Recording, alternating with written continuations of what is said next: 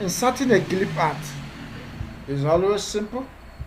Maybe let's say let's insert it here. Insert. You say clip art. This dialog box appears here. You say people. Okay, we have people already there. You say go.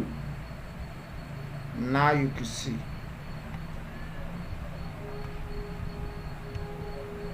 We have people. Now you see tight.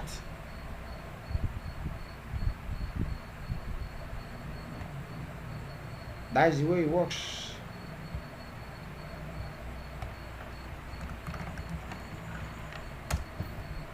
Now I have spots.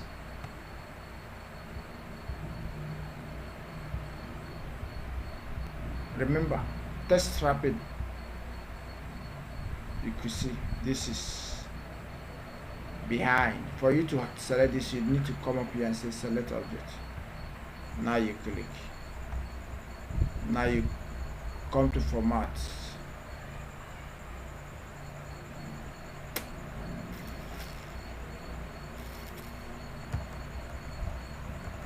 So that is how you insert.